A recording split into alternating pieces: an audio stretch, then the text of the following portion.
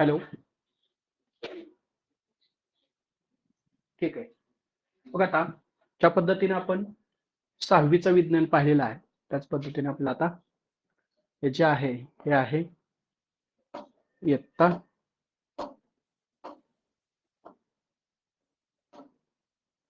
हे आहे इयत्ता 7वीच विज्ञान आहे. टेक्स्ट बुक मध्ये पण आहे.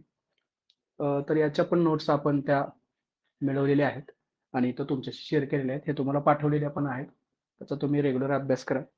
तर आपण आता थोडक्यात पाहूया. ही पीडीएफ खूप मोठी आहे पण तरी पण आपण ती पूर्ण कव्हर करणार आहे. बघा त्यातलं जे पहिलं प्रकरण आहे ते आहे सजीव सृष्टी. याच्यामध्ये आपल्याला अनुकूलन व वर्गीकरण हे पॉइंट आहेत. तर अनुकूलन अर्थात अडॅप्टेशन, प्रत्येक सजीव ज्या परिसरात व वातावरणात राहतो त्याच्याशी जुळवून घेण्यासाठी त्याच्या शरीराच्या अवयवांमध्ये तसेच जीवन जगण्याच्या पद्धतीमध्ये कालानुरूप घडून आलेल्या बदलाला अनुकूलन असे म्हणतात. बघा वाळवंटी प्रदेशातील वनस्पतीमधील अनुकूलन. तर वाळवंटी वनस्पतींना पाने नसतात, ती खूप बारीक असतात किंवा सुईसारखी असतात किंवा त्यांचे काट्यांमध्ये रूपांतर झालेले असते. या रचनेमुळे त्यांच्या शरीरातील अगदी कमी पाणी वाफेच्या स्वरूपात बाहेर टाकले जाते. खोड हे पाणी व अन्न साठवून ठेवते, त्यामुळे ते मांसल बनते. पाण्याच्या अभावामुळे खोडांच्या प्रकाश संश्लेषण करावे लागते, म्हणून ती हिरवी असतात. या वनस्पतींची मुळे पाण्याच्या शोधात जमिनीवर खूप खोलवर जातात, तर काहींची जमिनीत दूरवर पसरतात. या वनस्पतीच्या खोडावर देखील मेनसट पदार्थाचा जाड थर असतो. त्यानंतर हिमालयन किंवा हिमप्रदेशातील वनस्पतीमधील अनुकूलन. तर याच्यामध्ये आपल्याला हिमप्रदेशातील वनस्पतीमध्ये प्रामुख्याने देवदार, पाईन अशा सूचिपर्णी वृक्षांचा समावेश होतो. त्यांचा आकार शंकूसारखा असतो. फांद्यांची रचना उतरती असते. या प्रदेशामध्ये खूप हिमवृष्टी होते, तसेच थंडीही खूप असते. शंकूच्या आकारामुळे या वनस्पतीवर बर्फ साचून राहत नाहीत आणि त्यांच्या जाड सालीमुळे त्या थंडीतही तग धरू शकतात. त्याच्यानंतर जंगल प्रदेशातील वनस्पती. याच्यामध्ये वृक्ष, झुडूप, रोपटे असे विविध प्रकार आहेत. सूर्यप्रकाश मिळवण्यासाठी या सर्व वनस्पतींमध्ये स्पर्धा लागलेली असते. जंगल प्रदेशातील बघा जंगलात सूर्यप्रकाश मिळवण्यासाठी वृक्ष उंच वाढतात, तसेच त्यांच्या आधाराने वेलीही उंच वाढतात. काही वेलींच्या खोडावर असणारे तणाव म्हणजेच खोडांचे अनुकूलनच होय. बघा प्राण्यांमधील अनुकूलन. जमिनीवरील प्राण्यांपेक्षा पाण्यात राहणाऱ्या प्राण्यांची त्वचा, शरीराचा आकार यामध्ये बदल झालेले दिसून येतात. माशांच्या त्वचेवर खवले तसेच शरीरावर पर असतात. शरीराचा आकार दोन्ही टोकांना निमुळत असतो. श्वसनासाठी नाकाऐवजी कल्ले असतात. श्वसनासाठी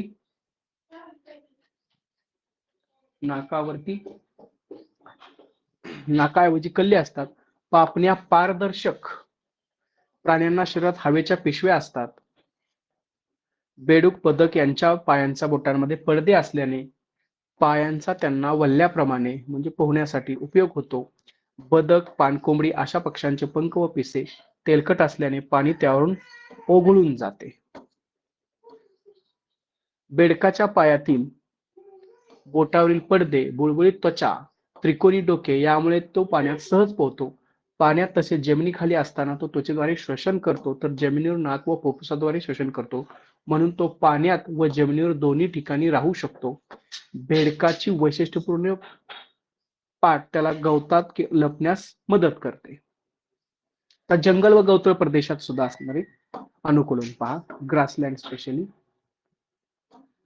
तर वाघाच्या पायांच्या तळव्यांना गादी असते, त्यामुळे त्यांची चाहूल भक्ष्यास लागत नाही व सहजतेने भक्ष्य पकडता येते.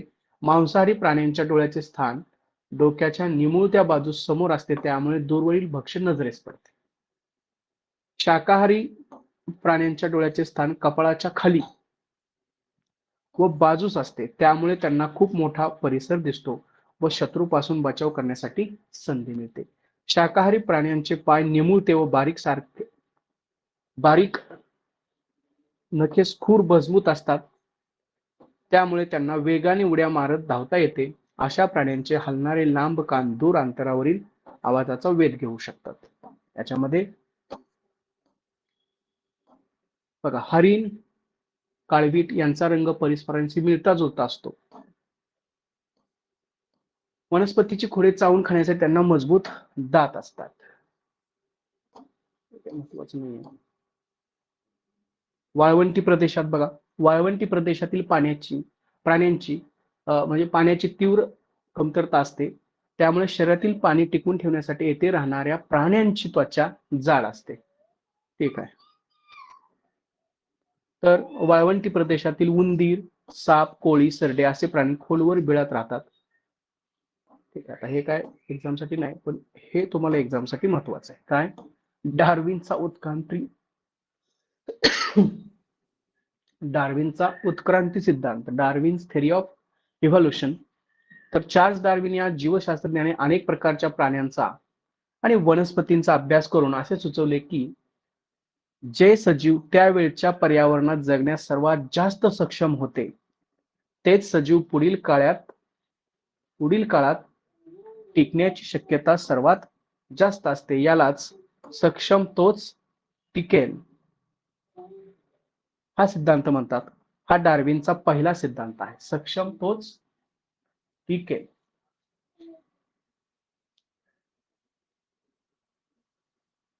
सक्षम तोच टिकेल हा डार्विनचा पहिला सिद्धांत. एवढं लक्षात ठेवायचं. काय? तर सजीव त्यावेळच्या पर्यावरण जगण्यास सर्वात जास्त सक्षम होते, तेच सजीव पुढील काळात टिकण्याची शक्यता सर्वात जास्त असते. याला सक्षम तोच टिकेल. जो सक्षम आहे तोच टिकेल हा त्याचा पहिला सिद्धांत आहे. एखादा सजीव त्याला फायदेशीर ठरणारे एखादे वैशिष्ट्य घेऊन जन्माला आला की टिकू शकला, तर त्याची पुढची पिढी त्याच्यासारखीच बनते. यालाच डार्विनचा दुसरा सिद्धांत, निसर्ग निवडीचा सिद्धांत म्हणतात. दुसरा सिद्धांत कोणता आहे? निसर्ग निवडीचा आहे. पहिला कोणता आहे? सक्षम तोच टिकेल, फिटेस्ट, स्ट्रॉंगेस्ट. जो स्ट्रॉंगेस्ट असेल तोच टिकेल असा तो पहिला आहे. दुसरा आहे निसर्ग निवडीचा सिद्धांत. त्याच्यानंतर बघा, सजीवांचे वर्गीकरण. तर याच्यावरती प्रश्न असतो आपल्याला. सजीवांच्या वर्गीकरणामध्ये गुणधर्मातील ठळक व मूलभूत साम्य व भेद यांच्या आधारे त्यांचे ठळक गट तयार होतात. यालाच वर्गीकरणाचा पदानुक्रम किंवा हायरार्की ऑफ क्लासिफिकेशन असं म्हणतात. तर हे आपल्याला माहिती असायला पाहिजे. एक आहे पदानुक्रम, दुसरा कॉलम आहे आंबा, तिसरा आहे मानव. एकदम वर आहे सृष्टी, त्याला किंगडम. त्याच्यानंतर दुसरा आहे संघ, तिसरा आहे वर्ग, चौथा आहे गण, पाचवा आहे कुल, प्रजाती आणि शेवटी आहे जाती. तर इकडं मानवाचं दिलेलं आहे, इकडं आंब्याचं दिलेलं आहे. तर हे दोन्ही लक्षात ठेवा. स्पेशली मानवाचं लक्षात ठेवा, म्हणजे तुमच्या लक्षात राहील. आणि हा जो सिक्वेन्स आहे तो लक्षात ठेवा. सृष्टी, संघ, वर्ग, गण, कुल, प्रजाती, जाती, किंवा किंगडम, फिलम, त्याच्यानंतर क्लास, ऑर्डर, फॅमिली, जीनस आणि स्पेसिस. एकदम शेवटी कोण आहे, एकदम वरती कोण आहे ते पण लक्षात ठेवा. त्यावर प्रश्न असतो. हा, तर द्विनाम पद्धती, कार्ल लिनिएज. प्रत्येक सजीव ओळखण्यासाठी द्विनाम पद्धतीचा अवलंब केला जातो. त्यानुसार प्रत्येक सजीवाला एक वैज्ञानिक नाव देण्यात आलेले आहे. या नावात दोन संज्ञा असतात. पहिली संज्ञा प्रजाती, दुसरी संज्ञा जाती. आंतरराष्ट्रीय नामकरण संहितेच्या नियमानुसार सर्व सजीवांना द्विनाम पद्धतीने वैज्ञानिक नावे देण्यात आलेली आहेत. तर द्विनाम पद्धती कोणाची आहे? कार्ल लिनियस यांची. त्यावरती एकदा प्रश्न आला होता. आता वनस्पतींची रचना व कार्य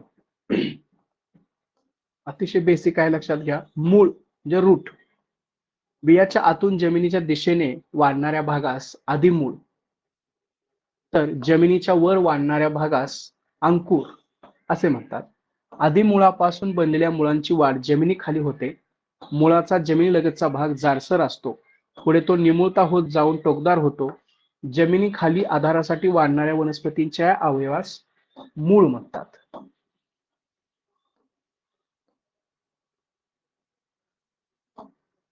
त्याच्यानंतर आहे जमिनीमध्ये काही वनस्पतींच्या मुळांना उपमुळे फुटतात व तिरपी वाढून जमिनीत दूरवर पसरतात.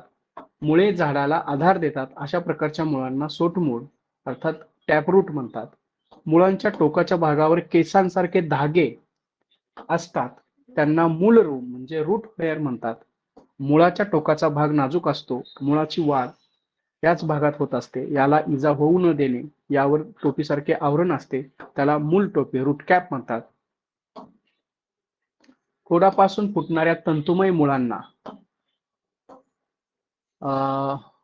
तंतूसारख्या मुळांना तंतुमय मुळे म्हणतात. फायब्रस रूट्स म्हणतात त्याला.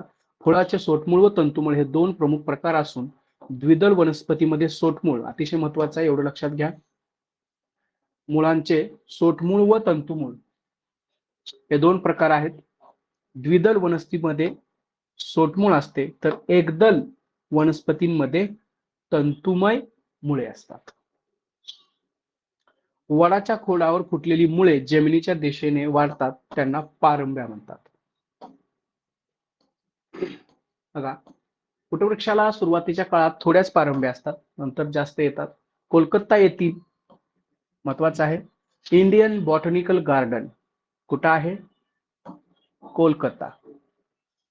सुमारे 250 वर्षाचे झाड खूप मोठ्या परिसरात पसरलेले आहे. या झाडाला हजारो पारंब्या आहेत. खोड बघा, स्टेम. खोड बघूया आता. रुजणाऱ्या बीजातील जमिनीच्या वर वाढणाऱ्या अंकुरापासून खोडाची वाढ जमिनीच्या वर होते. अंकुर जसा वाढत जातो तशी खोडाची लांबी सुद्धा वाढते. खोडावर पेरे म्हणजे नोड असतात. ज्या ठिकाणी पेरे असतात तिथे पाणी फुटतात. खोडाच्या दोन पेरातील अंतराला कांडे इंटरनोड म्हणतात. खोडाच्या अग्रभागाला मुकुल म्हणजे बड असे म्हणतात.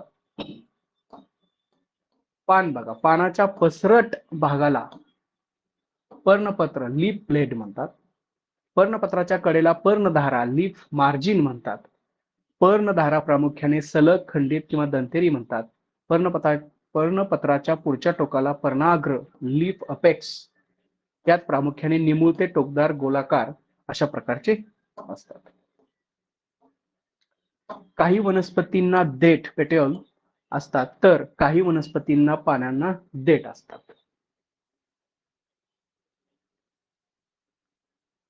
नसतात आहे, ठीक आहे. पर्णपत्राच्या खोडाशी जोडलेला भाग म्हणजेच पर्णतल. काही पानांच्या पर्णतलापाशी छोटासा पानासारखा भाग दिसतो, त्याला उपपर्णे स्टिपुलस म्हणतात. फूल, फुलावरती प्रश्न असतो. फूल, फ्लावर. फूल ज्या ठिकाणी देठाला येते त्या भागात सामान्यतः पसरट व फुगीर असतो, त्याला पुष्पाधार असे म्हणतात. निदलपुंज, काळी अवस्थेत पाकळ्या हिरव्या रंगाच्या पाण्यासारख्या भागाने झाकलेल्या असतात, हे आवरण म्हणजे निदलपुंज. त्याच्यानंतर दलपुंज, कोरोला. दलपुंज पाकळ्यांनी पेटल्स बनलेला असतो. वेगवेगळ्या फुलांचे दलपुंज जसे गुलाब, मोगरा, शेवंती, जास्वंद, तगर, कण्हेर. कुमंग, अँड्रोसियम. फुलाचा हा पुल्लिंगी भाग आहे. तो पुकेसराचा स्टॅमेन बनलेला असतो. त्यात परागकोश व वृंत असतात. जायांग, फुलाचा हा स्त्रीलिंगी भाग आहे असून तो स्त्री केसरापासून बनलेला असतो. त्याला कुक्षिवृत्त आणि अंडाशय असते, पण लक्षात ठेवा. त्याच्यानंतर त्यातील दुसरं प्रकरण आहे नैसर्गिक संसाधनाचे गुणधर्म, जसं हवेचे गुणधर्म, प्रॉपर्टीज ऑफ एअर. हवा हे काय आहे? वायूंचे मिश्रण आहे, त्यामुळेच त्याला वस्तुमान आणि वजन आहे. हवेमधील वायूंचे रेणू सतत हालचाल करत असतात. हे रेणू जेव्हा एखाद्या वस्तूवर आदळतात तेव्हा त्या वस्तूवर ते दाब निर्माण करतात. हवेच्या दाबालाच आपण काय म्हणतो? वातावरणाचा दाब म्हणतो. वातावरणाचा दाब सर्व दिशांनी समान असतो. सर्वसामान्य स्थितीमध्ये समुद्र सपाटीपासून वातावरणाचा दाब हा सुमारे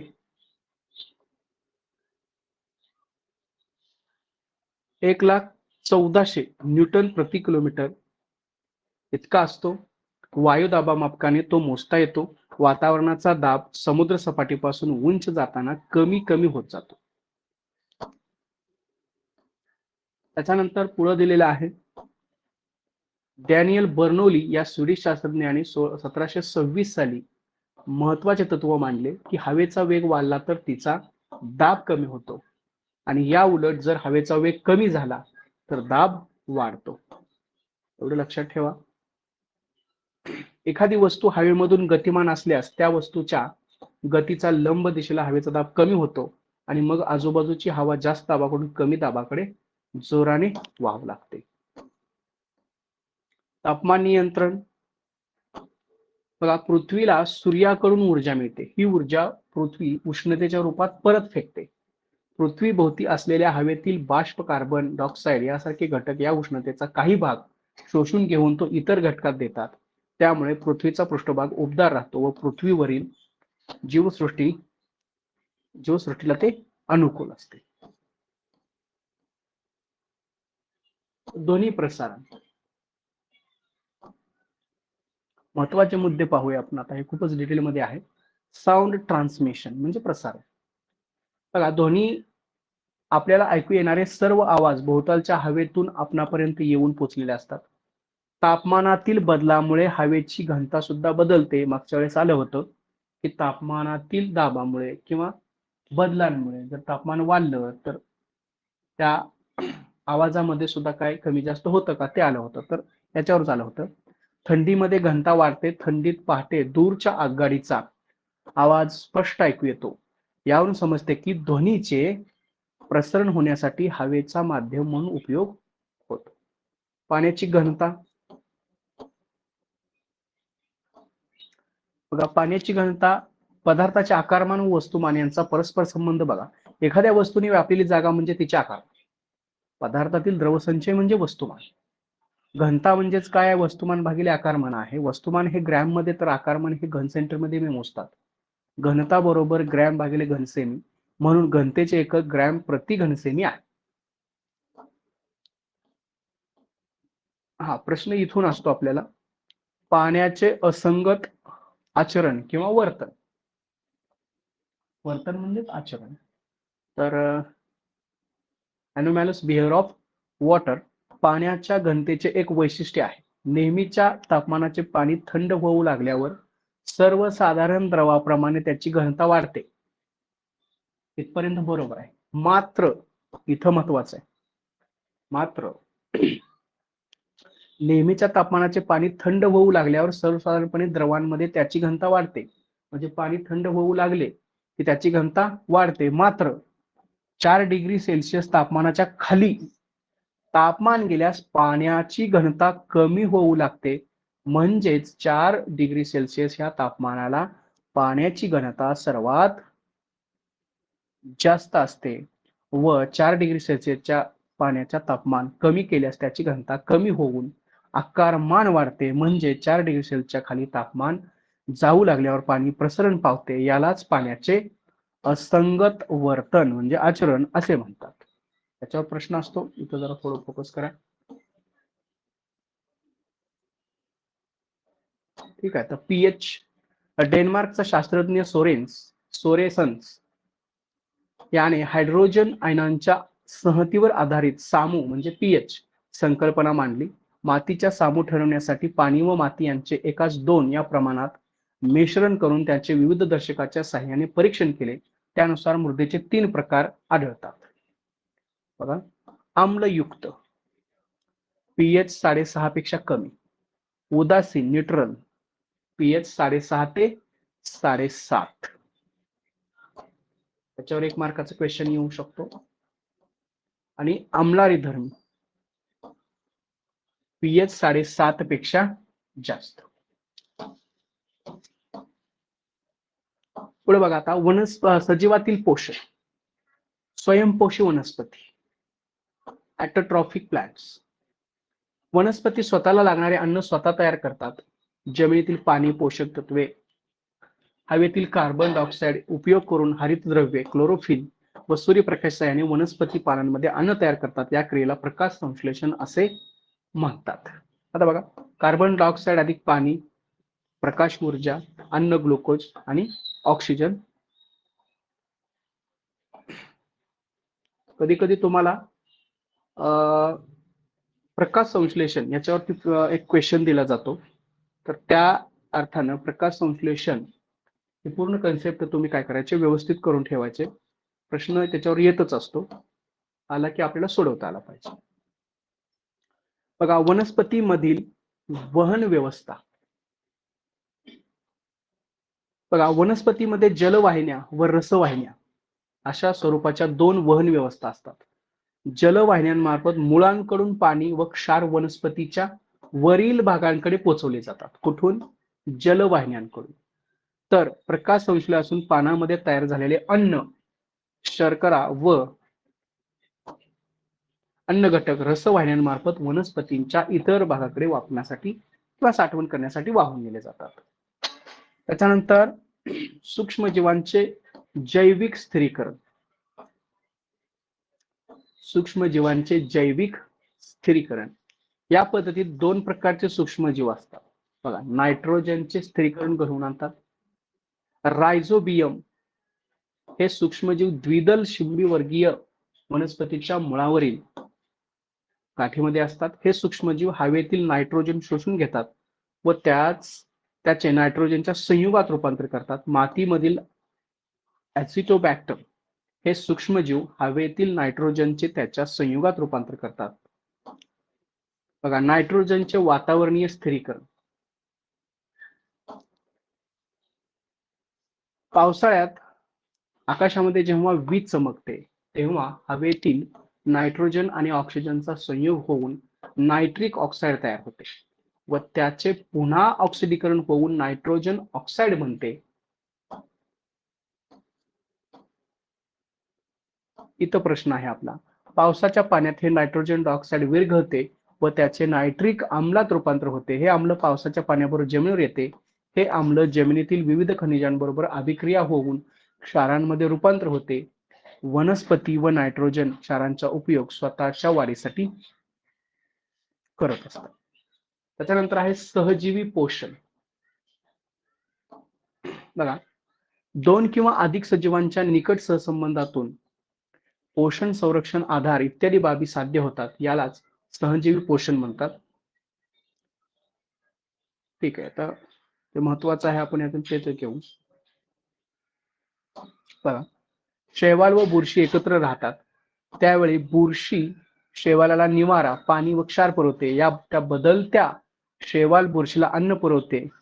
त्या बदल्यात या प्रकारातून तयार होणारी सहजीवी वनस्पती म्हणजेच दगडफूल होय. हेटेरोट्रॉफिक, परपोषी. बघा, परपोषी वनस्पती. तर परपोषी वनस्पतींमध्ये हरितद्रव्य नसते. इतर सजीवांच्या शरीरात किंवा शरीरावर वाढतात व त्यांच्यावरून आपले अन्न मिळवतात त्यांना परजीवी म्हणजे पॅरासिटिक वनस्पती म्हणतात. उदाहरणार्थ बांडगुळ, आमरवेल याच्यावरती प्रश्न असतो. त्याच्यानंतर हरितद्रव्य नसल्याने आमरवेल पूर्णपणे आश्रयणी वनस्पतीवर अवलंबून असते, म्हणून तिला संपूर्ण परजीवी वनस्पती म्हणतात, आमरवेल. कीटकभक्षी थोडक्यात आपण मागाशी पाहिलेलं आहे, ते डिटेलमध्ये आहे. इन्सेक्टिफोरस किंवा कीटकभक्षी. तर याच्यावर पण प्रश्न असतो. काही वनस्पती कीटक भक्षण करून त्यांच्या शरीरापासून अन्न घटक मिळवतात. या वनस्पती प्रामुख्याने नायट्रोजन संयुगाचा अभाव असणाऱ्या जमिनीत किंवा पाण्यात वाढतात. ड्रॉसेरा बर्मानी या कीटकभक्षी वनस्पतीची रचना एखाद्या फुलासारखी असते. ती जमिनीलगत वाढते. तिची पाने आकर्षक गुलाबी लाल रंगाचे असतात आणि त्यांच्या कडांना बारीक केसतंतू असून त्यावर कीटकांना आकर्षित करणारे किंवा आकर्षणारे चिकट द्रवाचे बिंदू असतात. इसवी सन 1737 मध्ये श्रीलंकेत जोहान्स बर्मन या शास्त्रज्ञाने या वनस्पतीचा शोध लावला. त्याच्या स्मरणार्थ या वनस्पतीचे नाव बर्माने देण्यात आलेले आहे. त्याच्यानंतर आहे मृतोपजीवी. सजीवांच्या कुजलेल्या मृत अवशेषावर अवलंबून असणाऱ्या वनस्पतींना मृतोपजीवी म्हणतात. स्पेशली कवक गटातील वनस्पती, बुरशी व भूचित्र या मृत अवशेषांवर जगणाऱ्या वनस्पती आहेत. त्या मृत अवशेषावर पाचक रस सोडतात आणि त्यातील कार्बनी पदार्थांचे विघटन करून तयार होणारे द्रावण शोषून घेऊन पोषण द्रव्य मिळवत असतात. ठीक आहे. पुन्हा एक प्रश्न आहे आपल्याला, वनस्पतीमधील पोषक द्रव्यांचे कार्य व अभावाचे परिणाम. पीडीएफ दिसत आहे सगळ्यांना? हॅलो,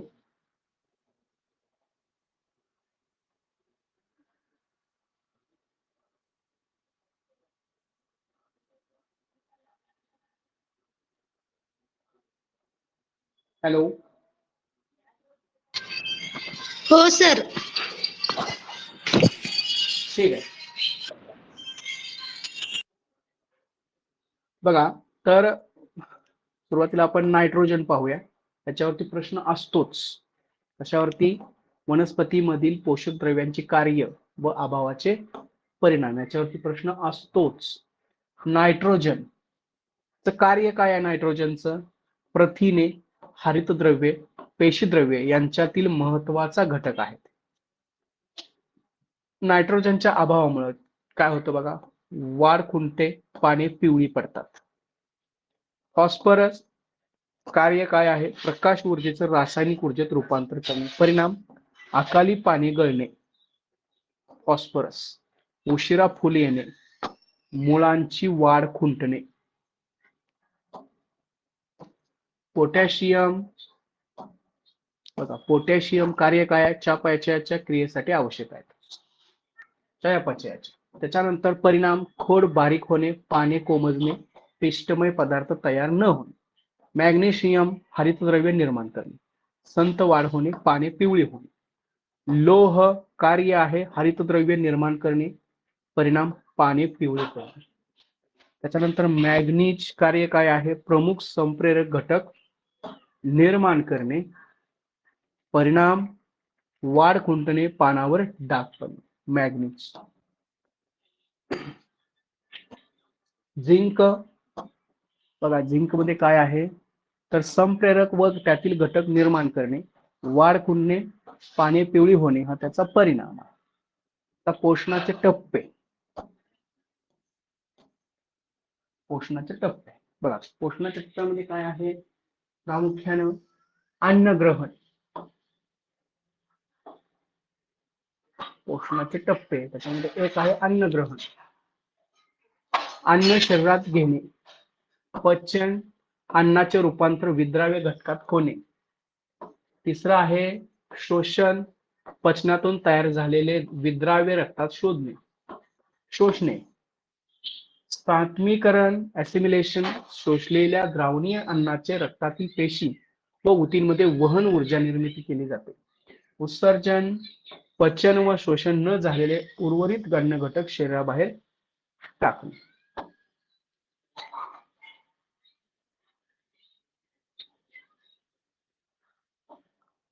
त्यानंतर आहे मृतोपजीवी पोषण. काही घटक एकपेशीय सूक्ष्मजीवी हे मृत शरीरातील किंवा आजूबाजूच्या वातावरणातील द्रवरूप सेंद्रिय पदार्थांचे शोषण करून त्याचा अन्न म्हणून वापर करतात. यालाच मृतोपजीवी पोषण असे. परजीवी पोषण, पॅरासिटिक न्यूट्रिशन, इतर प्राण्यांच्या शरीराच्या पृष्ठभागावर राहून त्यांचे रक्त शोषून त्याद्वारे अन्न प्राप्त करण्याच्या पद्धतीला बाह्य परजीवी पोषण,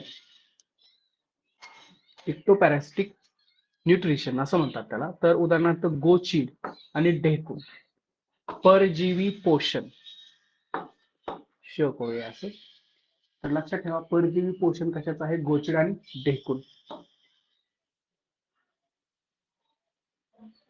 अजून महत्वाचा आहे पॉइंट, पट्टकृमी किंवा गोलकृमी असे जंत आपल्या शरीराच्या आतमध्ये राहून रक्ताद्वारे अन्नाचे अथवा प्रत्यक्ष अन्नाचे शोषण करतात. या पद्धतीला अंतःपरजीवी पोषण किंवा इंडोपॅरासिटिक न्यूट्रिशन असे म्हणतात. हे पण लक्षात ठेवा आणि ह्याचं पण लक्षात ठेवा. पट्टकृमी, गोलकृमी पण लक्षात ठेवा, गोचीड पण लक्षात ठेवा. जागतिक अन्न सुरक्षा दिन 16 ऑक्टोबर. एफडीए, आता एफडीए काय आहे? अन्न व औषध प्रशासन. ध आहे. अन्न आणि औषध यांचे प्रमाणीकरण करून त्यांच्या निर्मितीवर व वाटपावर नियंत्रण ठेवणारी ही शासकीय यंत्रणा आहे. अन्न सुरक्षितता आणि मानकनी कायदा 2006 नुसार भारतीय अन्न सुरक्षितता त्यांचे मानकनी प्राधिकरण GSSAI या संस्थेची स्थापना करण्यात आलेली आहे.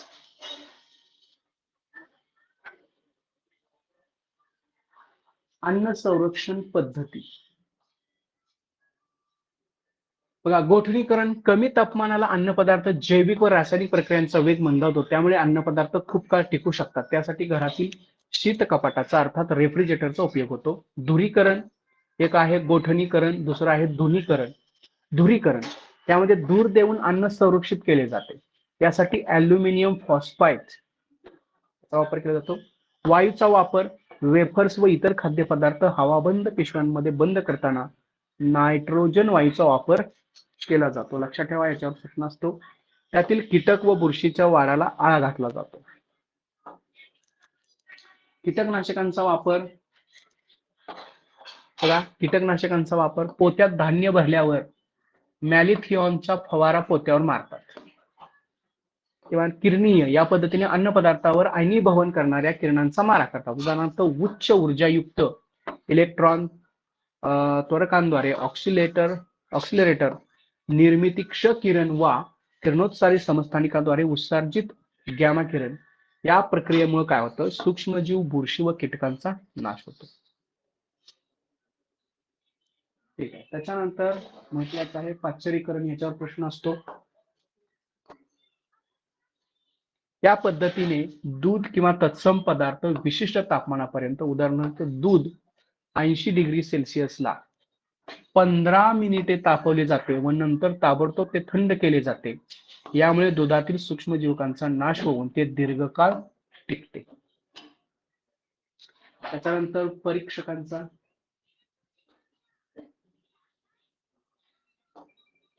बघा, नैसर्गिक परीक्षक.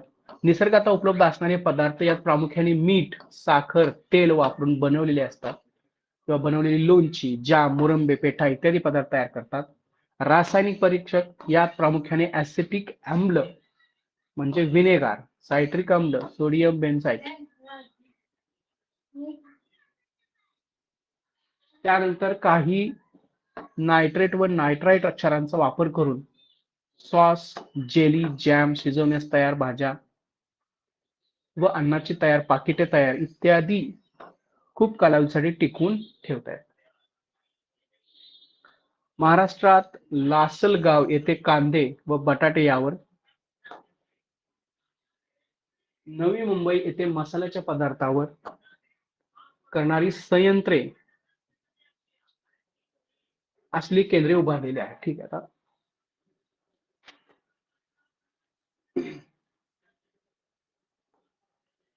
बघा, पुढचं महत्वाचं आहे. तर वाढलेल्या तापमानाचा वापर करून अन्न पदार्थामध्ये सूक्ष्मजीवांची वाढ रोखून त्याची गुणवत्ता टिकवून ठेवण्याची पद्धती जीवाणू शास्त्रज्ञ लुई पाश्चर यांनी विकसित केली. 1954 मध्ये लोकसभेने अन्न भेसळ प्रतिबंधक कायदा संमत केला आहे. 1954 मध्ये त्यामध्ये वेळोवेळी सुधारणा करून 1976 मध्ये कायद्यातील तरतुदीनुसार अपायकारक पदार्थाची भेसळ करणाऱ्यास जन्मठेपेची तरतूद करण्यात आली आहे. ठीक आहे. भौतिक राशींचे मापन फिजिक्स मधला आहे. तर भौतिक राशी, वस्तुमान, पदार्थातील द्रव्य संचयालाच आपण वस्तुमान म्हणतो. माहिती आपल्याला. पदार्थात नैसर्गिकपणे स्थिर स्थिती बदलास त्यास आपण विरोधी करण्याची प्रवृत्ती असते म्हणजे जडत्व असते. वस्तुमान हे वस्तूच्या जडत्वाचे गुणात्मक माप आहे. जिसते वस्तुमान जास्त तितके जडत्वही जास्त असते. वस्तुमान ही अदिश राशी आहे. जगात कुठेही गेले तरी ते बदलत नाही. मात्र वस्तुमान आणि वजन या दोन्ही भिन्न राशी आहेत. वस्तुमान ग्रॅम मध्ये, किलोग्रॅम मध्ये या एककात मोजतात. वजन ज्या वस्तू आपण ग्रॅम किलोग्राम मोजतो तर त्याचे वजन नसून वस्तुमान आहे. या वस्तुमानावर जेवढे गुरुत्वीय बल कार्य करते त्याला वजन असे म्हणतात. एखाद्या वस्तूला पृथ्वी ज्या गुरुत्वीय बलाने आपल्याला केंद्राच्या दिशेने आकर्षित करते त्याला वस्तूचे वजन म्हणतात. म्हणून वजन ही सदिश राशी आहे. ती पृथ्वीवरील वेगळ्या ठिकाणी वेगवेगळी असते. तर याच्यातून येणारा जो प्रश्न आहे तो पाहूया. बघा, अदिश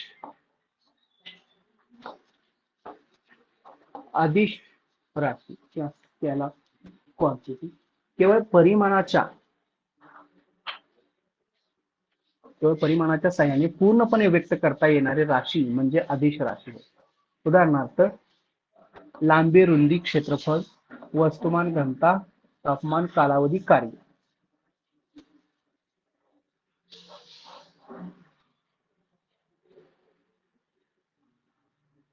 आता तुम्हाला लक्षात काय ठेवायचं या ठिकाणी, अदिश राशी कोणकोणते आहेत?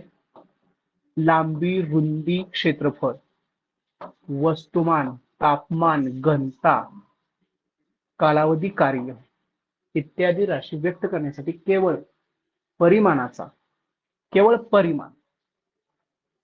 म्हणजेच मूल्य व एककाचा वापर होतो. उदाहरणार्थ रस्त्याची लांबी 2 किलोमीटर, 101 डिग्री फॅरनहाइट तापमान इत्यादी, याला अदिश राशी म्हणतात. केवळ परिमाण. सदिश राशी, वेक्टर क्वांटिटी.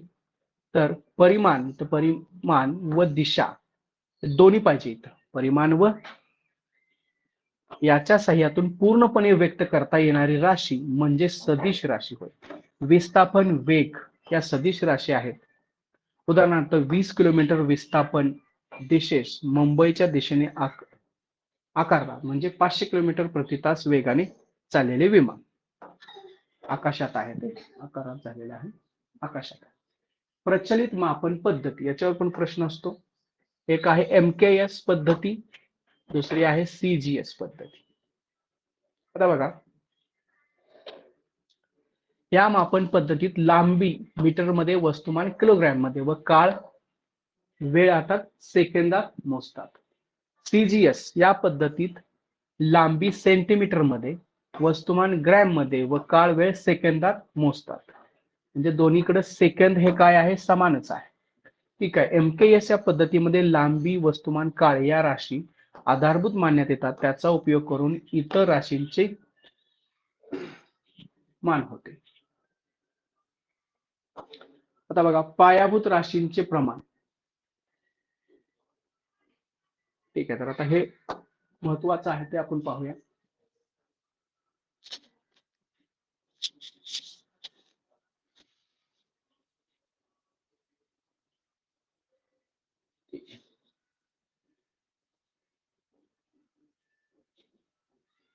इथे एक महत्वाचा पॉइंट आहे बघा, पृथ्वीच्या एका परिवलनास जो वेळ लागतो तो अचूक साधनाने मोजून त्या 24 तास धरून एक दिवस प्रमाणित केला जात असे.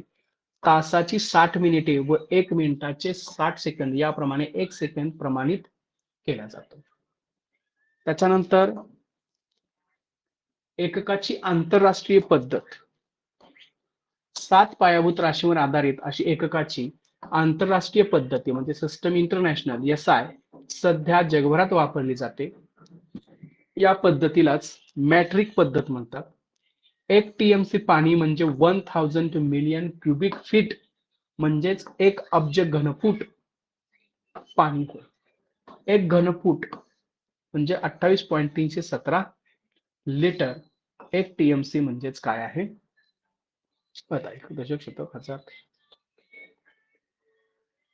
28 अब्ज लिटर म्हणजे सुमारे 28.317 अब्ज लिटर 1 TMC पाणी असं पण कधी कधी विचारलं जाऊ शकतं. 28 अब्ज म्हणजे 28.317 अब्ज असं म्हणता येईल. गती, बल, कार्य.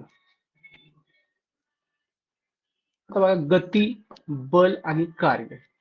अंतर एखाद्या गतिमान वस्तूने दिशेने दिशेचा विचार न करता प्रत्यक्ष पूर्ण केलेल्या मार्गाची लांबी म्हणजे अंतर होय. अंतर ही अदिश राशी आहे. विस्थापन एखाद्या गतिमान वस्तूने आरंभीच्या ठिकाणापासून अंतिम ठिकाणापर्यंत पोहोचण्यासाठी एका दिशेने पार केलेले कमीत कमी अंतर म्हणजे विस्थापन होय. विस्थापनामध्ये अंतर व दिशा दोन्ही गोष्टींचा विचार होतो, म्हणून विस्थापन ही सदिश राशी आहे. अंतर व विस्थापन या दोन्ही राशींचे एसआय व एमकेएस मापन पद्धतीत एकक मीटर हेच आहे. वेग पहा. वेग म्हणजे विशिष्ट दिशेने एकक कालावधीत वस्तूने कापलेले अंतर. वस्तूचा वेग खालील सूत्राच्या आधारे काढता येतो. आता वेग बरोबर काय? विस्थापन भागिले विस्थापनाला लागलेला वेळ म्हणजेच कालावधी. त्वरण महत्वाचा आहे. वेगातील बदल किती सेकंदामध्ये होतो यावरून प्रति सेकंद होणारा वेगातील बदल करता येतो, त्यालाच त्वरण असे म्हणतात. त्वरण म्हणजेच काय? त्वरण बरोबर वेगातील बदल भागिले बदलास लागलेला कालावधी म्हणजेच वेळ.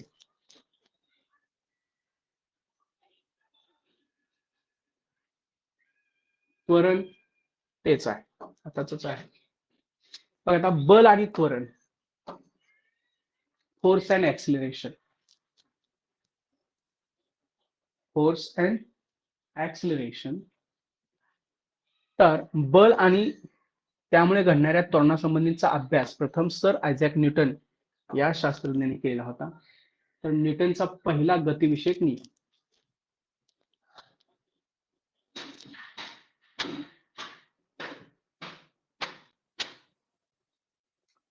बघा, न्यूटनचा गतिविषयक पहिला नियम. तर इकडे सगळ्यांनी लक्ष द्या, इथून प्रश्न येण्याची शक्यता असते. त्याच्यामध्ये एखाद्या वस्तूवर बल कार्य करत नसेल तर त्या वस्तूचा वेग बदलत नाही, अर्थात त्या वस्तूचे त्वरण घडत नाही. वेगळ्या शब्दात सांगायचे झाले तर बल लावले नसताना वस्तू जर स्थिर आहे असेल तर ती स्थिर राहील. तिला गती असेल तर ती एकाच वेगाने दिशेने सतत पुढे जात राहील. त्वरण ही सदिश राशी आहे.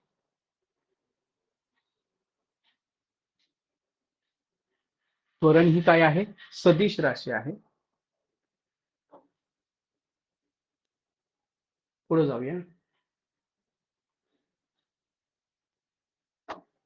बघा आता बल, विस्थापन व कार्य. तर बलाने केलेले कार्य,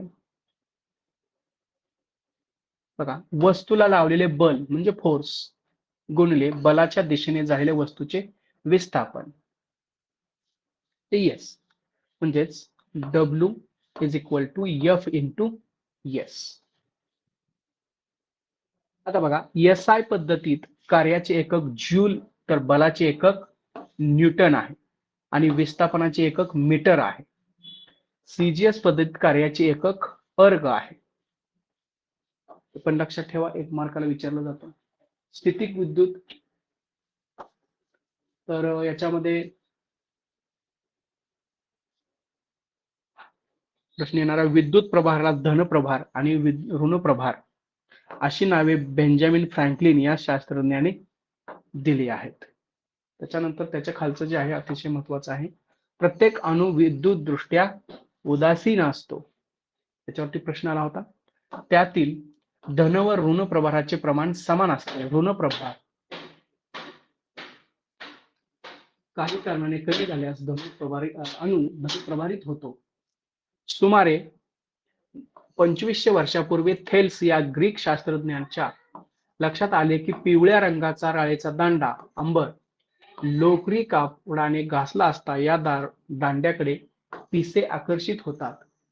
अँबरला ग्रीक भाषेत इलेक्ट्रॉन म्हणतात, म्हणून अँबरच्या या आकर्षण गुणधर्माला थॉमस ब्राउनने 1646 साली इलेक्ट्रिसिटी हे नाव दिले.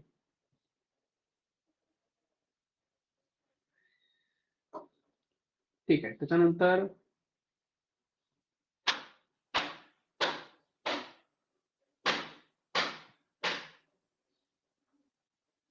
बरंच आहे याच्यामध्ये.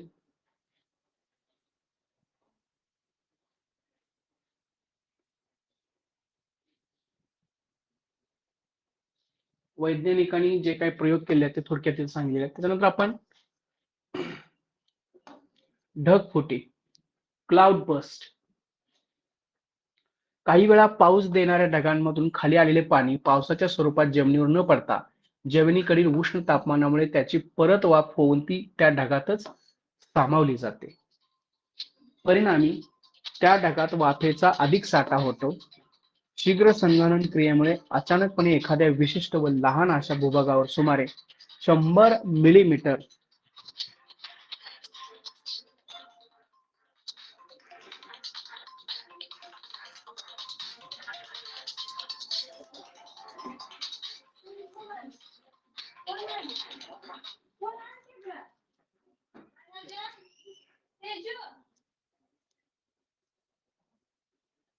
बघा. त्यानंतर अशा भूभागावर सुमारे 100 मिलीमीटर प्रति तास किंवा त्यापेक्षा अधिक प्रमाणात पाऊस पडतो, याला ढगफुटी म्हणतात. ढगफुटी कशाला म्हणतात? 100 मिलीमीटर पेक्षा जास्त प्रति तास. 6 ऑगस्ट 2010 रोजी अशी ढगफुटी लडाखमधील लेह येथे झाली होती. ठीक आहे. अशा उदाहरण आपल्या एक्झामला दिली जाणार नाही.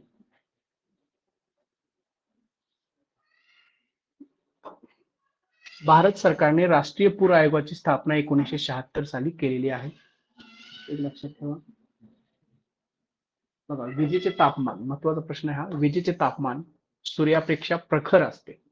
सर्वच विजा जमिनीवर पडत नाहीत. 95% विजा आकाशातच असतात. फक्त 5% विजा जमिनीपर्यंत पोहोचतात. विजा एकाच ढगांमध्ये, दोन ढगात किंवा ढग आणि जमीन दरम्यान अनेक निर्माण होऊ शकतात. वातावरणात दर सेकंदाला जवळपास 40 विजा चमकतात. विजेमुळे निर्माण होणारे तापमान हे सूर्याच्या तापमानापेक्षा जास्त असते. एवढ्या मोठ्या तापमानामुळे प्रचंड दाबाखाली असलेली हवा अचानक प्रसरण पावते आणि मोठा कडाडण्याचा आवाज होतो. पुढे बघा, संयुक्त राष्ट्र संघटनेने एक स्थायी स्वरूपाची आंतरराष्ट्रीय संस्था UNDP 1965 साली स्थापन केली आहे. जगभरातील सुमारे 177 देश या संघटनेचे सदस्य आहेत. तर या संघटनेचं प्रमुख कार्य काय? आपत्ती काळात साधन सामग्री, आर्थिक मदत तसेच स्वयंसेवक आपत्तीच्या ठिकाणी पाठवणे यासोबतच मदतीसाठी आंतरराष्ट्रीय वैद्यकीय पथके व इतर तज्ञांचे गटही पाठवले जातात. 13 ऑक्टोबर आंतरराष्ट्रीय नैसर्गिक आपत्ती प्रतिबंध दिन आहे. हा लक्षात ठेवा, एक्झामला येण्याची शक्यता आहे. ठीक आहे. तर त्याच्यानंतर महत्वाचाच टॉपिक आहे पेशी रचना आणि सूक्ष्मजीव. याच्यावरती प्रश्न असतोच. नाव लक्षात ठेवा, रॉबर्ट हुक या शास्त्रज्ञाने इसवी सन 1665 मध्ये बुचाच्या झाडाचा पातळ काप घेऊन तो सूक्ष्मदर्शकाच्या खाली पाहिला, तेव्हा त्याला कापामध्ये मधमाशीच्या पोळ्यातील कप्प्यांप्रमाणे रचना दिसून आली. या कप्प्यांना त्याने पेशी हे नाव दिले. सेल म्हटले, म्हणजे कप्पे. लॅटिन भाषेत सेलला म्हणजे लहान खोली होय. सेल म्हणजे काय? लहान खोली. MJ स्लायडेन व थिओडोर श्वान या दोन शास्त्रज्ञांनी 1838 साली पेशींच्या रचनेविषयी सिद्धांत मांडला की सर्व सजीव पेशीपासून बनलेले असतात. कोणी मांडलेला आहे सिद्धांत? MJ स्लायडेन आणि थिओडोर श्वान. आणि पेशी हा सजीवांचा पायाभूत घटक आहे. 1885 मध्ये R. शॉ यांनी सर्व पेशींचा जन्म यापूर्वी अस्तित्वात असलेल्या पेशीमधूनच होतो असे स्पष्टीकरण केले. पुढे आहे पेशींचे मोजमाप व निरीक्षण.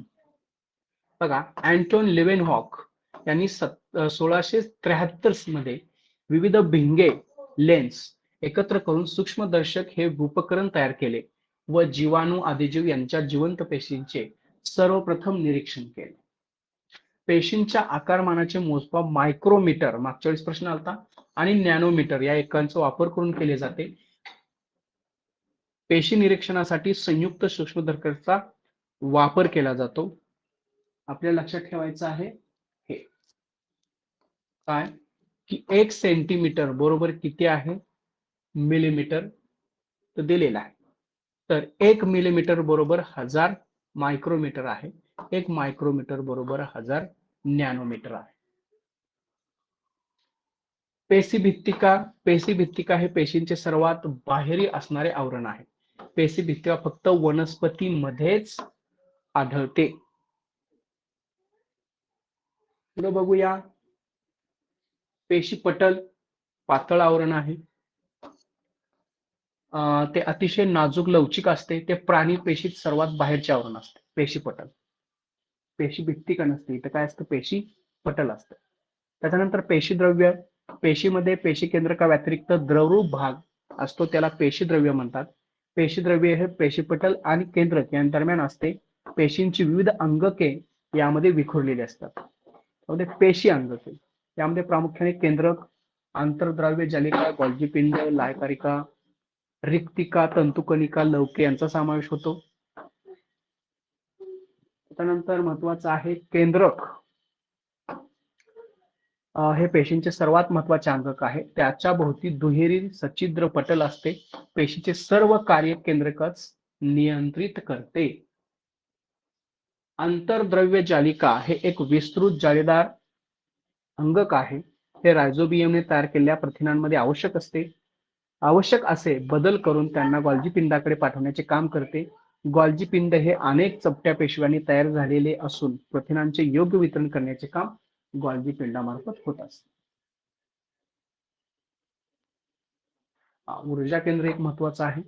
तंतुकणिका व लवके हे दुहेरी आवरण असलेली अंगके आहेत. तंतुकणिका ऊर्जा तयार करतात, म्हणून त्यांना पेशीचे ऊर्जा केंद्र असे म्हणतात. महत्वाचं आहे. वनस्पती पेशीमधील हरित लवके प्रकाश संश्लेषणाचे कार्य करतात. रिक्तिका ह्या पेशीतील टाकाऊ पदार्थ बाहेर टाकण्याचे काम करते. प्राणी पेशीमधील रिक्तिका आकाराने छोट्या असतात, तर वनस्पतीमधील एकच मोठी रिक्तिका असते. सूक्ष्मजीवांचे आकार बघा. काही सूक्ष्मजीवांचे आकार आहेत. पॅरामेशियम सुमारे 100 मायक्रोमीटर आहे. टायफॉइडचा रोग जंतू आहे 1 ते 3 मायक्रोमीटर आहे. पोलिओचा विषाणू आहे 28 नॅनोमीटर आहे. सूक्ष्मजीवांचा आकार हा 100 मायक्रोमीटर पेक्षा लहान असतो. एवढा लहान आकार असून देखील सूक्ष्मांच्या पेशीतील अंगके सर्व जीवन प्रक्रिया घडवून आणतात.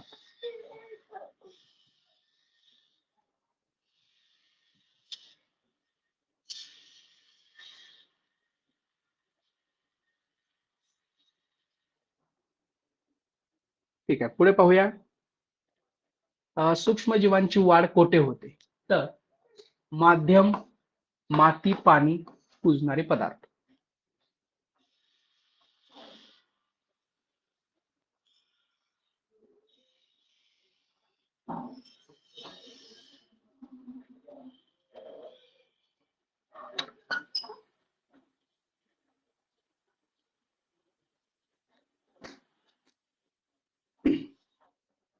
ठीक आहे, माध्यम, माती, पाणी, कुजणारे पदार्थ.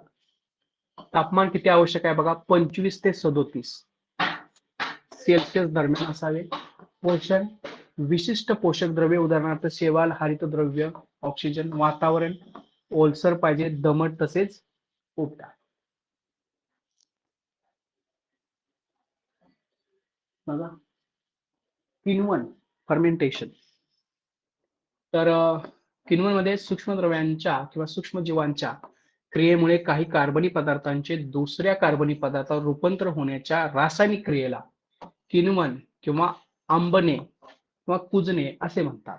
त्या क्रियेत उष्णता निर्माण होऊन कार्बन डायऑक्साईड व इतर वायू तयार होतात. हे वायू पदार्थाचे आकारमान वाढवतात. उदाहरणार्थ पाव, इडली याचे पिठे फुगणे ही किण्वनची प्रक्रिया आहे. हे पदार्थ किंवा वायू बाहेर पडताना काय होतं, फसफसतात. दुधाचे दही बनणे, फळे व धान्य यापासून अल्कोहोल तयार होणे, पिठापासून पाव बनणे, तसेच ऍसिटिक आम्ल, सायट्रिक आम्ल, लॅक्टिक आम्ल, जीवनसत्वे, प्रतिजैविके यांच्या निर्मितीमध्ये किण्वन प्रक्रियेचा उपयोग केला जातो. फूड पॉइझनिंग बघा. अणूंविषयी बघा. तर स्वतःचे पोषण करताना काही सूक्ष्मजीव विषारी पदार्थ अन्नात मिसळतात. या पदार्थांनी अन्न दूषित होते. दूषित अन्नाचे सेवन केल्यास आपणाला उलट्या किंवा जुलाब होऊ शकतो.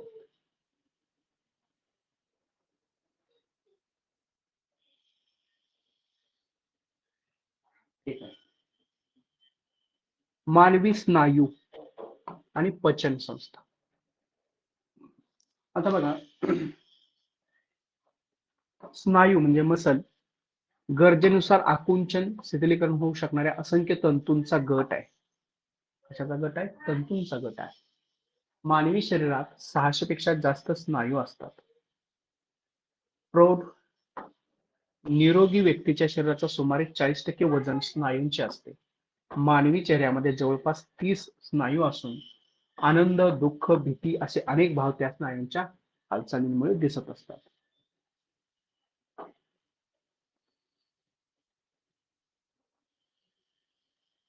ठीक आहे, आता स्नायूंचे प्रकार पाहूया. ऐच्छिक, व्हॉलंटरी. तर हाताने काम करणे, चालणे, अन्नपदार्थ खाणे अशी कामे आपल्याला इच्छेवर अवलंबून असतात अशा कामांना वापरतात येणाऱ्या स्नायूंना ऐच्छिक स्नायू म्हणतात. उदाहरणार्थ हात आणि पाय. अनैच्छिक, इनव्हॉलंटरी, श्वसन, पचन, रक्ताभिसरण करणाऱ्या आपल्या शरीरातील काही इंद्रियांची कामे जीवनावश्यक असतात, पण ती आपल्या इच्छेवर अवलंबून नसतात, ती सतत कार्यरत असतात. अशा इंद्रियांना असणाऱ्या स्नायूंना अनैच्छिक स्नायू म्हणतात. जठर, आतडे, हृदय अशा अवयवांची कामे ठराविक पद्धतीने अनैच्छिक आणि स्नायूंच्या मदतीने होत असतात.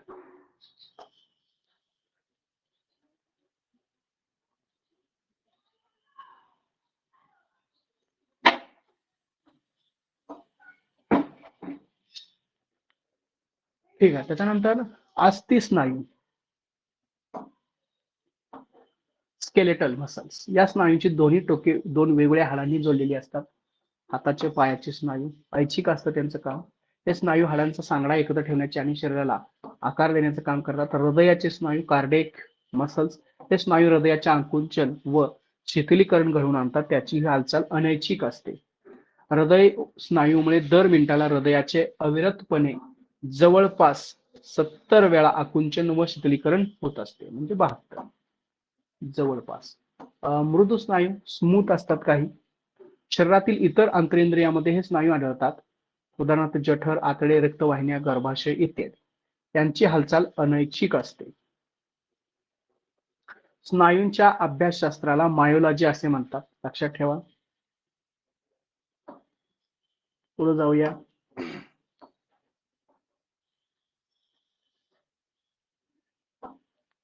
बघा, शरीरातील सर्वात मोठा स्नायू मांडीमध्ये असतो, तर सर्वात लहान स्नायू कानातील स्टेप्स या हाडाला जोडलेला असतो. पुढे बघा, पचन संस्था. पचन संस्था याच्यामध्ये तोंडात अन्नाचा घास घेतल्यापासून त्याच्या पचन क्रियेला सुरुवात होते.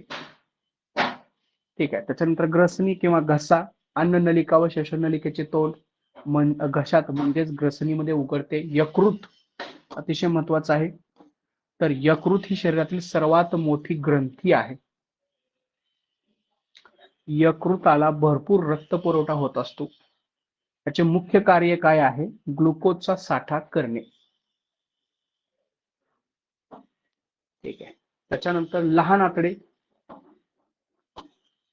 लहान आतडे सुमारे 6 मीटर लांब असते असून तिथे प्रामुख्याने अन्नाचे पचन व शोषण होते.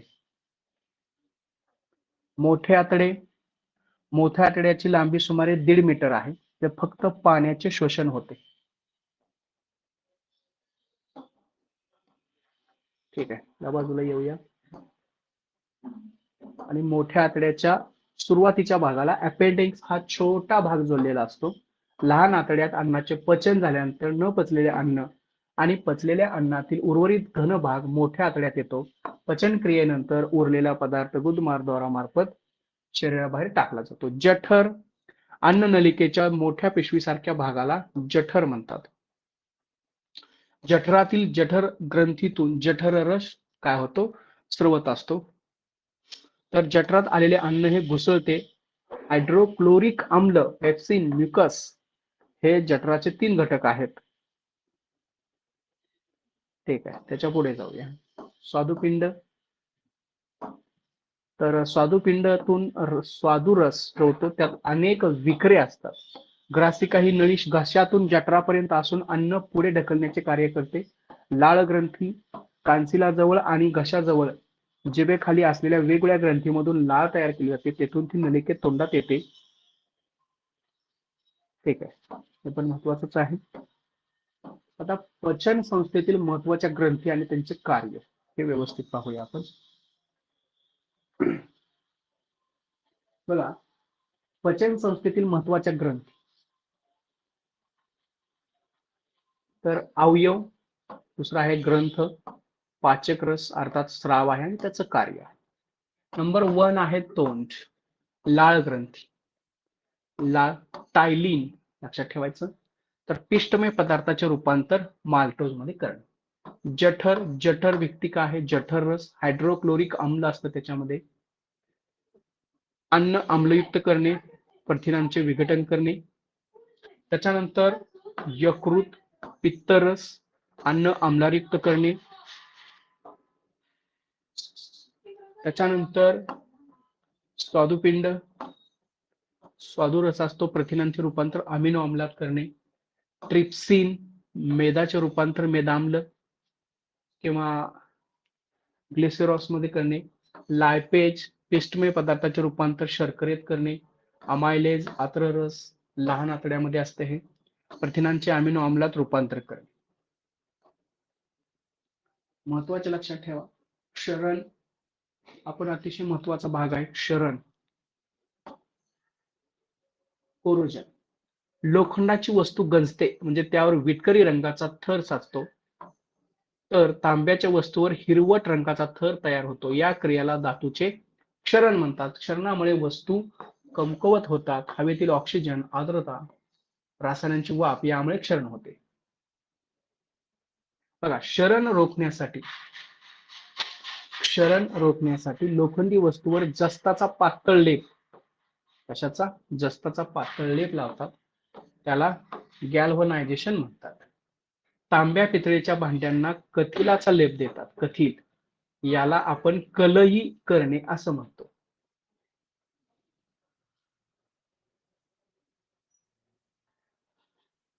ठीक आहे, महत्वाचं आहे. आतापर्यंत शास्त्रज्ञांनी 118 मूलद्रव्यांचा शोध लावला. त्यापैकी 92 मूलद्रव्ये निसर्गात आढळतात, तर उर्वरित मूलद्रव्ये ही मानवनिर्मित आहेत.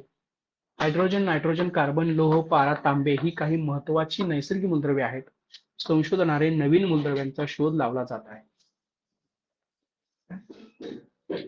डेमोक्रिटस मूलद्रव्याच्या लहान कणांना अणु असे नाव दिले, कारण ग्रीक भाषेत ॲटोमस म्हणजे अविभाज्य होय. यावरून ॲटम असे नाव अणूला पडले. जॉन डाल्टन यांनी 1803 मध्ये अणु निर्माण करता येत नाही. महत्वाचं आहे, लक्ष द्या. जॉन डाल्टन यांनी 1803 मध्ये अणु निर्माण करता येत नाहीत, त्याचे लहान कणामध्ये विभाजन करता येत नाही, ते नष्टही करता येत नाहीत असा सिद्धांत मांडला. तसेच काही विशिष्ट चिन्हांचा वापर करून मूलद्रव्ये दर्शवली.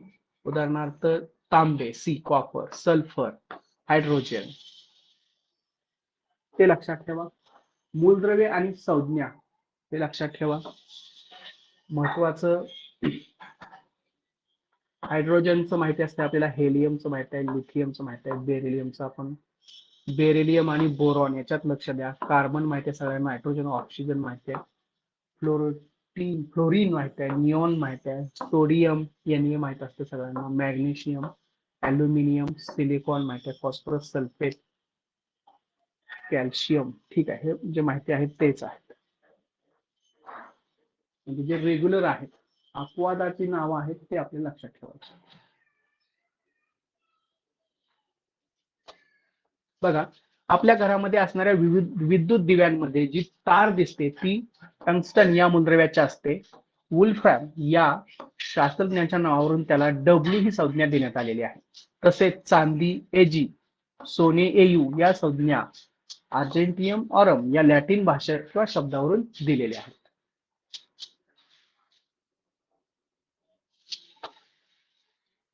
ठीक आहे, पदार्थ आपल्या वापरातील. महत्वाचं आहे, पदार्थ आपल्या वापरातील. बघा, टूथपेस्ट कॅल्शियम कार्बोनेट असतं, त्याच्यात कॅल्शियम असतं, हायड्रोजन असतं आणि फॉस्फेट असतं. टूथपेस्ट मधील प्रमुख घटक दातावरील घाण दूर करतात. दातांना पॉलिश करण्याचे काम या घटकांमुळेच होते. दंतक्षय रोखण्यासाठी टूथपेस्ट असणाऱ्या ठराविक प्रमाणातील फ्लोराईडचा उपयोग होतो.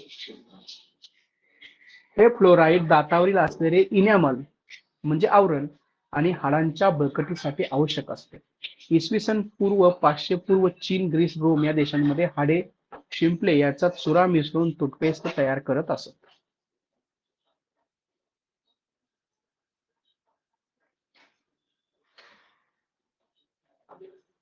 माहिती असावं, जगातील पहिली व्यावसायिक टूथपेस्ट कोलगेट कंपनीने न्यूयॉर्क शहरात 1873 साली तयार केली. अपमार्जके बघा, डिटर्जंट्स. अपमार्जन या शब्दाचा अर्थ स्वच्छ करणे, धुणे असा आहे. स्वच्छ करणारा, मळ काढणारा साबण म्हणजे अपमार्जक, म्हणजे साबण. रिठा, शिकेकाई, साबण, कपडे धुण्याचा सोडा, कपडे धुण्याची पावडर, लिक्विड सोप, शॅम्पू हे सर्व अपमार्जकेच आहेत. पुढे सिमेंट उत्पादन. बघा, आता सिमेंट हे सिलिका वाळू, ॲल्युमिनियम ऑक्साईड, चुना, आयर्न ऑक्साईड व मॅग्नेशियम ऑक्साईड याच्यापासून तयार होते. पोर्टलँड सिमेंट हा बांधकामासाठी वापरला जाणारा प्रमुख प्रकार आहे. 60% चुना, कॅल्शियम ऑक्साईड, 25% सिलिका डायऑक्साईड आणि 5% ॲल्युमिनियम. उरलेला भाग आयर्न ऑक्साईड व जिप्सम, कॅल्शियम सल्फेट या कच्च्या मालापासून पोर्टलँड सिमेंट बनवतात.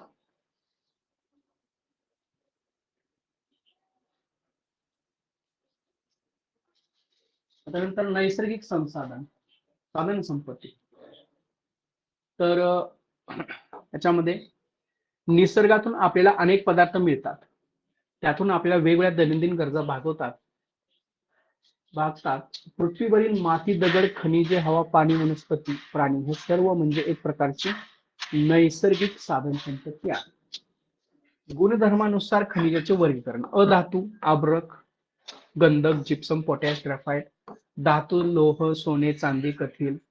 ऊर्जारूपी खनिजे, दगडी कोळसा, खनिज तेल, नैसर्गिक तेल, वायू. ठीक आहे. त्याच्यानंतर महत्वाचं आहे Indian School of Mine Dhanbad ही 1926 साली खाणकाम शिक्षणाच्या संदर्भात स्थापन झालेली संस्था आता इंडियन इन्स्टिट्यूट ऑफ टेक्नॉलॉजी म्हणून उपयोग आहे.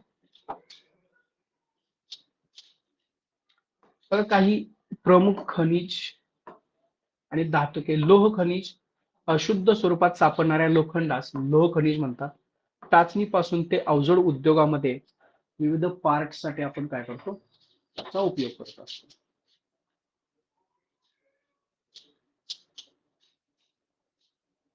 ठीक आहे. मॅग्नीजची खनिजे कार्बोनेट, सिलिकेट, ऑक्साईड या स्वरूपात आढळतात. मॅग्नीजच्या संयुगाचा वापर औषधे तयार करण्यासाठी तसेच काचेला गुलाबी रंगछटा देण्यासाठी केला जातो. मॅग्नीज गुलाबी रंगछटा.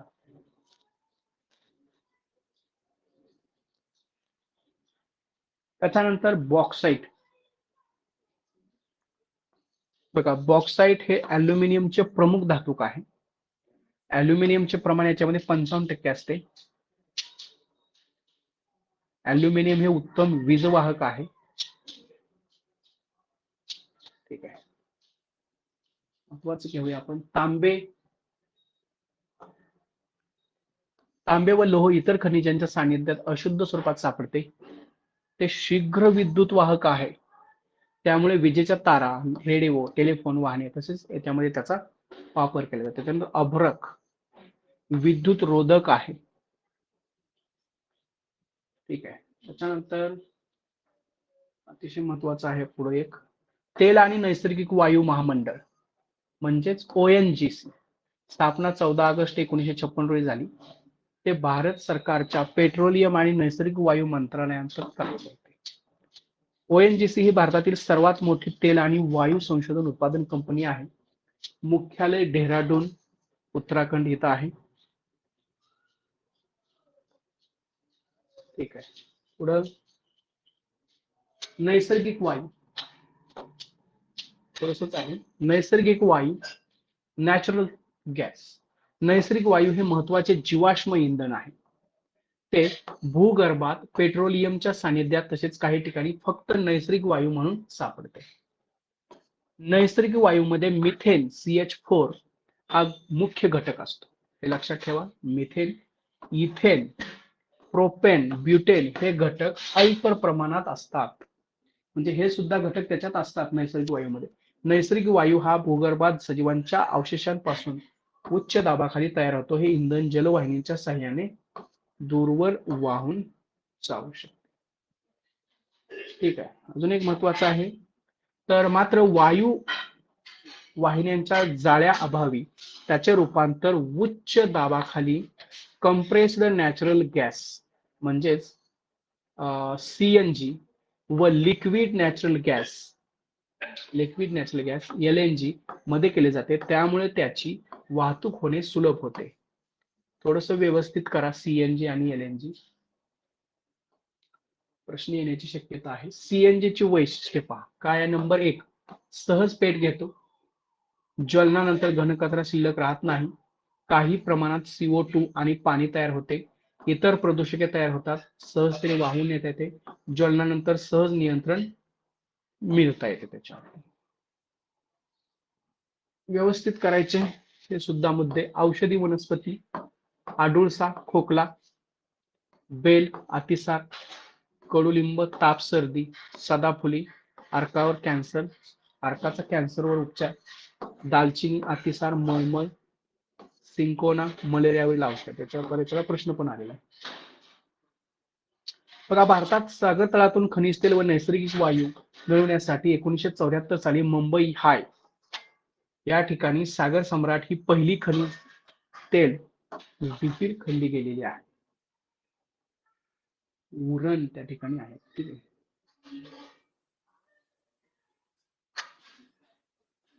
सागरी खनिज संपदा त्याच्यामध्ये थेरियम अणुऊर्जा निर्मितीमध्ये वापर, मॅग्नेशियम कॅमेऱ्याच्या फ्लॅश बल्ब मध्ये, पोटॅशियम साबण काच खत निर्मितीमध्ये, सोडियम कापड कागद निर्मितीमध्ये, सल्फेट कृत्रिम रेशीम तयार करण्यामध्ये.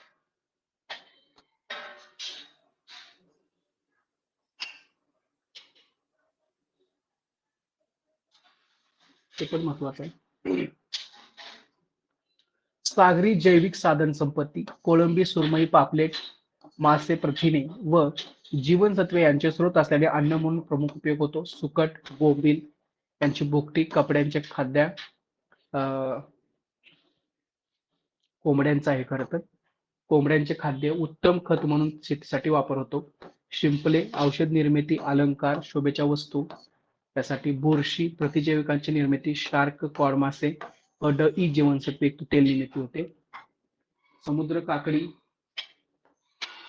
कॅन्सर मधील ट्यूमर रोखण्यासाठी औषध म्हणून त्याचा उपयोग. ध्वनीची निर्मिती बघा, वारंवार येतात त्याचे एकक काय माहिती आहे आपल्याला? दोलनकाल, पेंडुलम आपल्याला माहिती आहे. एका सेकंदात किती दोलने झाली याला वारंवारिता म्हणतात. वारंवारिता हर्ट्ज या एककामध्ये व्यक्त करतात. 1 हर्ट्ज म्हणजे एका सेकंदात 1 दोलन. 100 हर्ट्ज म्हणजे एका सेकंदात 100 दोलने. ठीक आहे. ध्वनीची तीव्रता, इंटेन्सिटी ऑफ साऊंड लेवल. तर ध्वनीची पातळी म्हणजे आपल्या कानांना जाणवणारी ध्वनीची तीव्रता. ही ध्वनीची कंपनांच्या आयामांची वर्गाच्या प्रमाणात असते. आयाम दुप्पट केला त्याचा तर ध्वनीची तीव्रता चौपट होते. डेसिबल मध्ये मोजतात, मगाशी आपण पाहिलेलं आहे. डेसिबल हे नाव अलेक्झांडर ग्राहम बेल या शास्त्राच्या कार्याच्या सन्मानात दिलेले आहे. ध्वनीची तीव्रता 10 पटींनी वाढते तेव्हा ध्वनी पातळी 10 डेसिबल न वाढते. ऐकू येण्याची सुरुवात, हे सगळं व्यवस्थित लक्षात ठेवा. 0 डीबी आहे. सर्वसामान्य श्वासोच्छ्वास 10 डीबीचा आहे. 5 मीटर अंतरावरील कुजबुजणे 30 डीबी आहे. सर्वसामान्य दोघातील संवाद कॉन्व्हर्सेशन 60 डीबी आहे. व्यस्त असणारी वाहतूक ट्रॅफिक 70 डीबी आहे. सर्वसामान्य कारखाना 80 डीबी आहे. जेट इंजिन विमान 130 आहे. कानठळ्या बसण्याला सुरुवात 120 पासूनच होते. 100 हर्ट्झ वारंवारतेचा व 100 डीबी पेक्षा अधिक पातळीच्या ध्वनीमुळे ऐकण्याच्या क्षमतेत तात्पुरता फरक पडतो. त्यामुळे काही काळ बहिरेपणा येऊ शकतो. विमान इंजिनाजवळ काम करणाऱ्यांना हा अनुभव येतो. ठीक आहे, हे पण व्यवस्थित करायचं आहे, महत्वाचं आहे. अवश्राव्य ध्वनी, इन्फ्रासॉनिक साऊंड, ज्या ध्वनीची वारंवारता 20 हर्ट्झ पेक्षा कमी, अशा ध्वनीला अवश्राव्य ध्वनी असे म्हणतात. 20 हर्ट्झ पेक्षा कमी वारंवारतेचे ध्वनी फेल मासे, हत्ती, गेंडा या प्राण्यांद्वारे काढले जातात. 20 पेक्षा कमी. त्याच्यानंतर श्राव्यातीत किंवा स्वनातील अल्ट्रासॉनिक, सुपरसॉनिक साऊंड 20,000 हर्ट्झ पेक्षा अधिक. इथं 20 हर्ट्झ पेक्षा कमी आहे, इथं 20,000 हर्ट्झ पेक्षा अधिक आहे. ध्वनीला श्राव्यातीत ध्वनी म्हणतात. अशा प्रकारचे ध्वनी मनुष्य ऐकू शकत नाही, परंतु प्राणी ऐकू शकतात. उदाहरणार्थ कुत्रा अशा प्रकारचा ध्वनी ऐकू शकतो. याच्यावर प्रश्न असतो.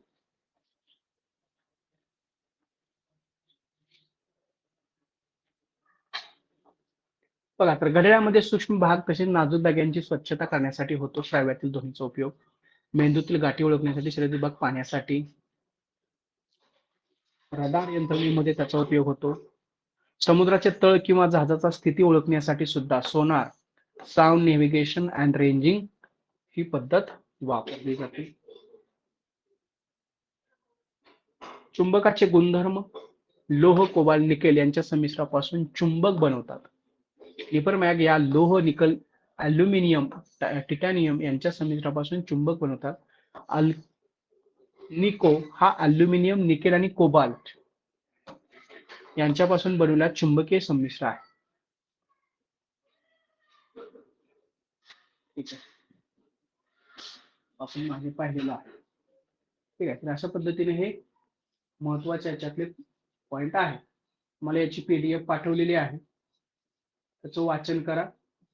आणि तुम्हाला समजा एखादं काय मध्येच कुठंतरी एखादी काय प्रिंट मिस्टेक असेल, काय सांगायचं असेल तर सांगत चला अधून मधून, तिथं तुम्हाला दुरुस्त करून देईल. ठीक आहे, तर आपले 6वी आणि 7वीचं विज्ञान हे झालेलं आहे. आता आपल्याला 8वी, 9वी आणि 10वी असं 3 वर्षाचं विज्ञान अजून घ्यायचं आहे. 8वी, 9वी आणि 10वी. तर ते आपण हळूहळू घेऊया असंच. ठीक आहे, तुम्हाला काय विचारायचं आहे आता? हॅलो,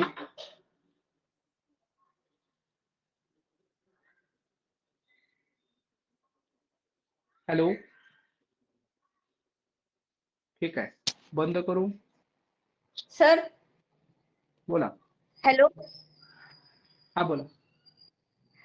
सर, पेपर मध्ये ना, क्वेश्चन पेपर मध्ये दोन मीडियम मध्ये प्रश्न असतात का हो? म्हणजे इंग्लिश हा, आणि मराठीमध्ये. हो हो. म्हणजे इंग्लिश असतो का हिंदी असतो? आता माझं हिंदी आणि मराठी लँग्वेज आहे, मग क्वेश्चन जो आहे सायन्सचा किंवा मॅथ्सचा, तर कसं म्हणजे कशा प्रकारे येतो? तुम्हाला फक्त तुमच्या ज्या भाषा आहेत ना, हम्म. त्या भाषा फक्त तुम्हाला तुमच्या ह्याच्यामध्ये येतात. त्याच्यामध्ये तुमच्या ठेवलेल्या लँग्वेज मध्ये. बाकी तर हा. सेम सगळ्यांसाठी सारखंच असते, बाकीचं काय प्रॉब्लेम येत नाही. म्हणजे तुमची भाषा पहिली, समजा तुम्ही हिंदी ठेवला असेल ना, हिंदी मीडियम ठेवलेला आहे त्यामुळे तुम्ही विचारताय. तर हा तुमची सर. पहिली भाषा हिंदी असेल, दुसरी तुम्ही मराठी ठेवलेली असेल, हो. बरोबर ना? हा. तिसरं तुम्हाला सायकोलॉजी असेल. हा. आणि तुम्ही मॅथ्स सायन्स आहे का कसं आहे, सोशल सायन्स आहे? हो, मॅथ सायन्स आहे. मॅथ्स असेल तुमचा, हा. आणि तुमचं सायन्स असेल, हा. तर याच्यामध्ये तुम्हाला हिंदीतूनच येणार आहे. हो हो. मराठी मराठीतून. मराठी मधूनच येणार आहे. सायकोलॉजी तुमचं इंग्लिश हा. आणि मराठीमध्ये येणार. मॅथ्स ठीक. तुमचं इंग्लिश मराठी सेम. सायन्स सुद्धा इंग्लिश मराठी येणार, ठीक आहे असंच सर. येणार आहे. हा, ठीक आहे. कुणाला काय विचारायचं आहे अजून? लक्षातच नाहीत आता. त्याच्यामुळे मग ते प्रॉब्लेम यायला लागला होता म्हणून विचारलं की इंग्लिश मधून आहे ना. इंग्लिश फक्त इंग्लिशमध्येच येणार. आपण इंग्लिश हा ही ठीक भाषा आहे. ठेवली ना. हा, चालेल, ठीक आहे, बघूया अजून. अं, ठीक आहे सर. अजून वाटले 4-5 वाजता अजून 2 तास घेऊया आणि संध्याकाळी 1 तास तर आपला सायकोलॉजीचा असणारच आहे. ठीक आहे, म्हणजे अजून कदाचित 2-3 तास होतील. सुट्टी आहे त्याच्यामुळे आपण जास्त कव्हर करूया. त्याच्यानंतर आपल्याला एकदा शाळा सगळ्यांच्या सुरू झाल्या की काहीच करता येणार नाही. ठीक आहे, बंद करू.